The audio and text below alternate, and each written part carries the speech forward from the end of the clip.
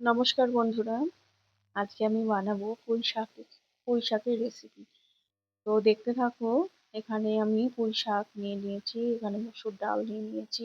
পুঁই শাকটাকে ডাঁটাটা কেটে ছোট ছোট করে নিয়েছি। এখানে নিয়েছি একটা ডিম, আর এখানে নিয়ে নিয়েছি একটু আদা গ্রেট করে নিয়েছি, এখানে রসুন থেতো করে নিয়েছি, আর নিয়ে নিয়েছি এখানে একটা টমেটো, আর একটা মানে পেঁয়াজ কুচি, আর এখানে জিরে, ধনে, আর হচ্ছে হলুদ গুঁড়ো, আর সামান্য নুন নিয়ে নিয়েছি। তো চলো দেখতে থাকো আমি কিভাবে রান্নাটা করছি। নমস্কার বন্ধুরা, সবাই কেমন আছো বলো। আমার চ্যানেলে সকলকে স্বাগত।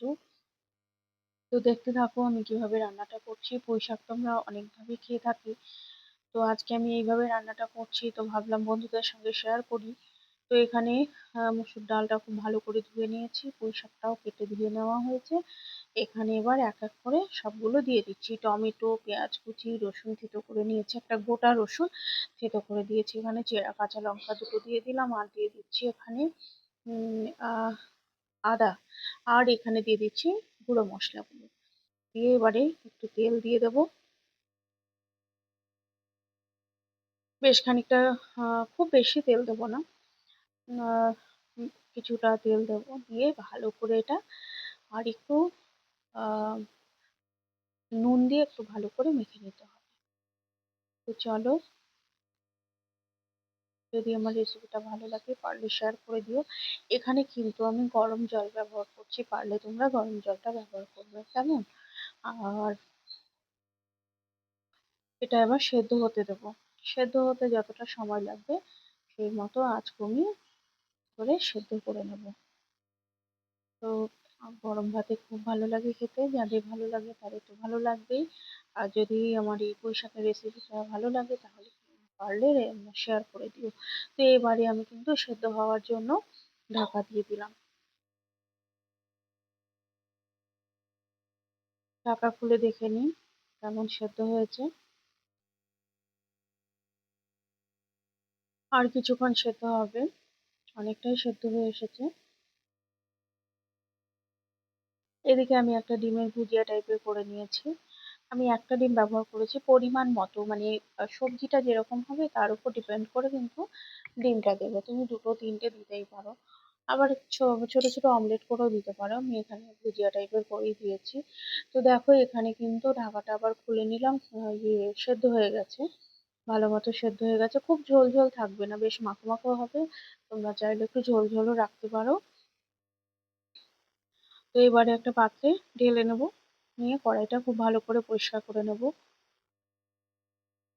তো এবারে ফোড়ন দেওয়ার জন্য কড়াই বসিয়ে দিয়েছি, কড়াইয়ে পরিমাণ মতো তেল দিয়ে দেবো,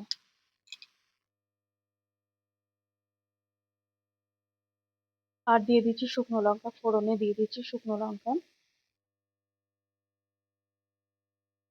তোমরা যদি একটু ঝাল বেশি খেতে চাও তাহলে দিতে পারো, বেশ খানিকটা কাঁচা লঙ্কাও অ্যাড করতে পারো, বেশি করে লঙ্কা।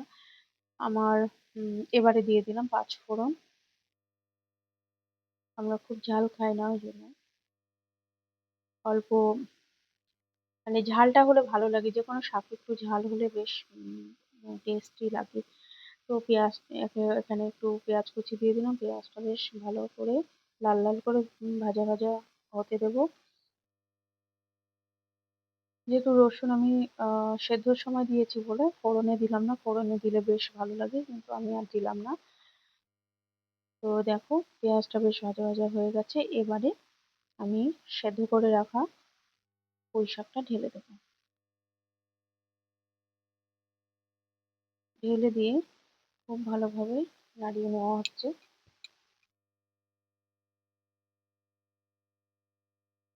এবারে যে ডিমের ভুজিয়াটা করে রেখেছিলাম সেটা কিন্তু দিয়ে দিচ্ছি। আমি এখানে একটা ডিম করে রেখেছি, তোমাদের চাইলে তোমরা বুঝে মানে দুটো তিনটে ডিম দিয়ে করতে পারো।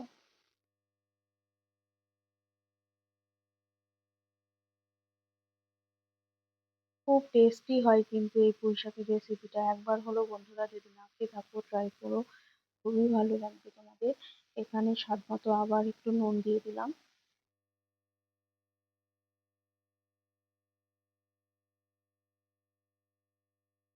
একদম মাখো মাখো হয়ে গেছে। আমি খুব ঝোল ঝোল রাখবো না, খুব শুকনোও হবে না, আবার খুব মাখো মাখোও হবে না, এরকম ভাবে রাখবো। তো রান্না একদম রেডি, গ্যাস বন্ধ করে দিলাম। দেখো কত সুন্দর হয়েছে, একদম ন্যাচারাল কালার।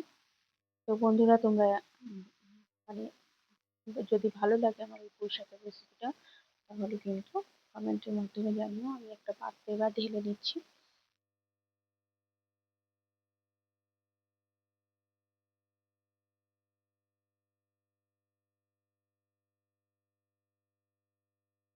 একটা পাত্রে ঢেলে নিলাম।